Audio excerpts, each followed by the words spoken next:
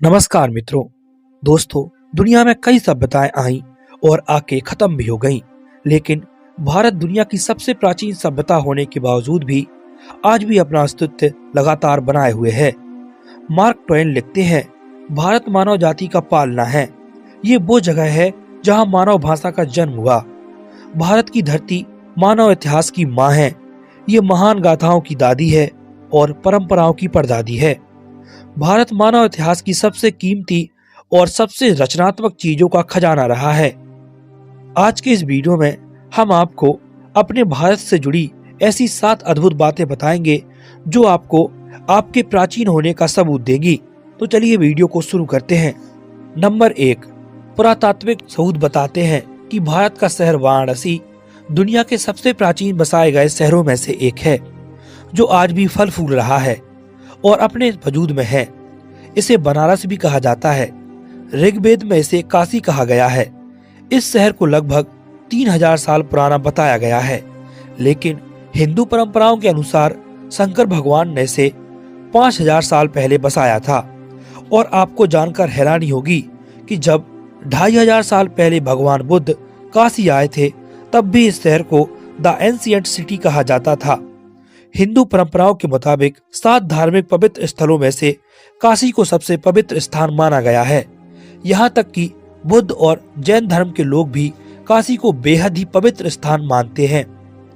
Number 2, दोस्तों, आज के दौर में भी किसी मनुष्य की सर्जरी करना बेहद ही कठिन माना जाता है। और आप कल्पना कीजिए कि आप एक ऐसे जमाने में हो जब सर्जरी में सबसे जरूरी यंत्र स्केलपेल का आविष्कार ही न हुआ हो।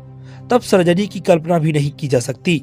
लेकिन आज से 2600 साल पहले यानी 600 ईसा पूर्व में एक भारतीय प्राचीन फिजिशियन महर्षि सुश्रुत हुआ करते थे, जो कि बहुत ही कठिन सर्जरी किया करते थे, जैसे kidney stone, artificial limbs, rectifying fracture और यहाँ तक कि प्लास्टिक सर्जरी। महर्षि सुश्रुत को पहला इंसान माना गया है जिन्होंने किसी मनुष्य की बॉडी पर सर्जरी की थी। इसीलिए इनको फादर ऑफ सर्जरी भी कहा जाता है। सुश्रुत जी ने शल्य चिकित्सा पर एक संस्कृत ग्रंथ लिखा था, जिसे सुश्रुत संहिता कहा जाता है। सुश्रुत संहिता को चिकित्सा पर लिखी सबसे पुरानी चिकित्सा विधि माना जाता है। सुश्रुत संहिता में 184 चैप्टर हैं, जिसमें जिक्र है 1120 बीमारियों का, 700 मेडिकल प्लांट्स का। इसमें कई अद्भुत सर्जिकल इंस्ट्रूमेंट दर्शाए गए हैं। 8वीं सदी में सुश्रुत की इस महान ग्रंथ को किताब सासुन अल हिंदी नाम से अरबी भाषा में भी ट्रांसलेट किया गया था। ऐसे ही एक और प्राचीन चिकित्सक थे महर्षि चारक, जो ईसा से 200 साल पूर्व पैदा हुए थे। इनकी शिक्षा तक्षशिला में पूर्ण हुई थी। चरक को पहला फिजिशियन माना जाता है जिसने डाइजेशन, मेटाबॉलिज्म और इम्यूनिटी के कॉन्सेप्ट को सामने रखा। इन्होंने भी अपनी एक किताब लिखी जिसे चरक संहिता के नाम से जाना जाता है। नंबर 3, अगर भारत के इतिहास में झांकें तो वो बेहद ही वैभवशाली नजर आता है। ब्रिटिश एम्पायर से पहले भारत दुनिया का सबसे अमीर देश माना जाता था। यूं ही नहीं, विश्व भर में इस देश को सोने की चिड़िया कहा जाता था। अगर कहा जाए तो इस देश की उन्नति ही इस देश की पतन का कारण बनी, जिसने बाहरी लोगों को भारत की तरफ आकर्षित किया। हैरानी की बात है कि इस देश को ढूंढते ढूंढते कोलंबस ने अमेरिका की खोज कर डाली।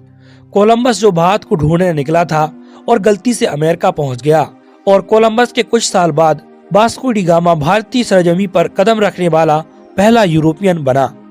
नंबर 4, तक्षशिला विश्वविद्यालय को दुनिया की सबसे पहली यूनिवर्सिटी माना जाता है। इसको ईसा से 700 साल पहले यानी प्राचीन भारत के तक्षशिला शहर में स्थापित किया गया था। आज यह जगह पाकिस्तान में मौजूद है। तक्षशिला में विश्व भर के 10,000 से ज्यादा स्टूडेंट पढ़ा करते थे। यहाँ पर science, math, medicine, music, politics, astrology, religion और फिलॉसफी जैसे 60 से भी ज्यादा अधिक विषय पढ़ाए जाते थे। अलग अलग ऋषियों ने यहाँ पर अपने अलग अलग विषयों के आश्रम खोल रखे थे।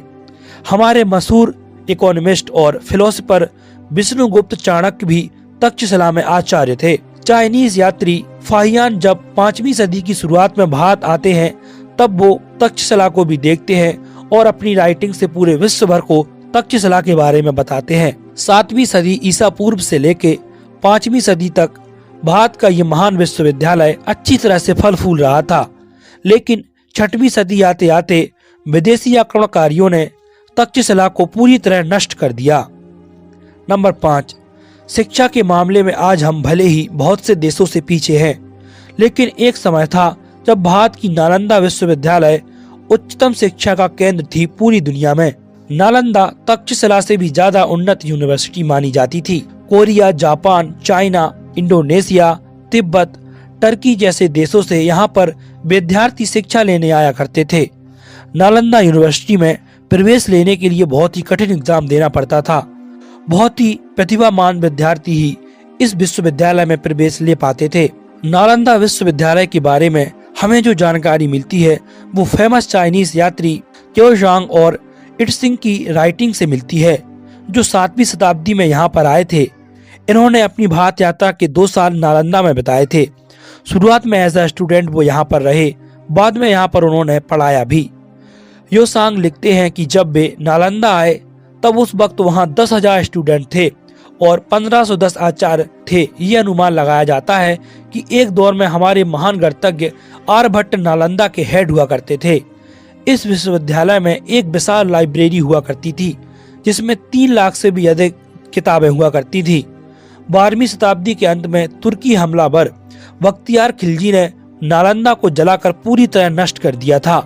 किसी जमाने में नालंदा भव्य यूनिवर्सिटी हुआ करती थी। आजकल बस उसके खंडर ही शेष बचे हैं। नंबर 6, सिंधु घाटी सभ्यता के जन्म से ही भारत के इतिहास की शुरुआत मानी जाती है। ये दुनिया की सबसे 3 प्राचीन सभ्यताओं में से एक थी। सिंधु घाटी सभ्यता के बारे में ऐसा माना जाता है कि यह सभ्यता 3300 बीसी से लेके 1300 बीसी तक अस्तित्व में थी, लेकिन नई डिस्कवरी से यह पता चलता है कि यह सभ्यता कम से कम 8000 साल पुरानी है। 1920 तक हमें इस सभ्यता के बारे में कुछ जानकारी नहीं थी। जब 1920 में भारतीय पुरातत्व विभाग ने सिंधु घाटी में खुदाई की तो वहां इस सभ्यता के पुराने शहरों मोहनजोदारो और हड़प्पा के अवशेष मिले। इसके बाद हमें सिंधु घाटी की सभ्यता के बारे में पता चल सका। मोहनजोदारो और हड़प्पा ये दोनों स्थान आज के पाकिस्तान में हैं। सिंधु घाटी सभ्यता के बारे में अभी तक बहुत कम जानकारी मिल सकी है और बहुत सवालों के जवाब मिलना अभी भी बाकी है। नंबर 7, जीरो का आविष्कार भारत में हुआ था। 2 महान गणितज्ञ ब्रह्मगुप्त और आर्यभट्ट को जीरो की खोज का क्रेडिट दिया जाता है और जिनको आज दुनिया अरेबिक न्यूमेरल्स कहती है, इनका आविष्कार अरब में नहीं बल्कि हिंदुस्तान में हुआ था। 6वीं और 7वीं शताब्दी में इसका आविष्कार भारतीय गणितज्ञ ने किया था। अरब और फारस के लोग इनको हिंदू न्यूमेरल्स कहते थे। अल किंदी जो अरब के मैथमेटिक्स थे और अल ख्वारिजमी जो फारस के मैथमेटिशियन थे, इन दोनों के जरिए ही यह नंबर अरब देश पहुंच सके। बाद में यूरोपियन इसको अरेबिक न्यूमेरल्स कहने लगे। अल्बर्ट आइंस्टाइन कहते हैं कि हम भारतीयों के बेहद ऋणी हैं, जिन्होंने हमें गिनती करना सिखाया, जिसके बिना कोई भी सार्थक वैज्ञानिक खोज न की जा सकती थी। दोस्तों, अगर आप इस लिस्ट में अपना कोई संदर्भ जोड़ना चाहते हैं तो हमें कमेंट के माध्यम से जरूर बताएं। यह वीडियो हर भारतीय तक शेयर कीजिएगा ताकि उन्हें भी हमारे इतिहास के बारे में सूझ हो सके। आज की इस वीडियो में इतना ही। अगली मुलाकात होगी अगली वीडियो में। तब तक के लिए धन्यवाद।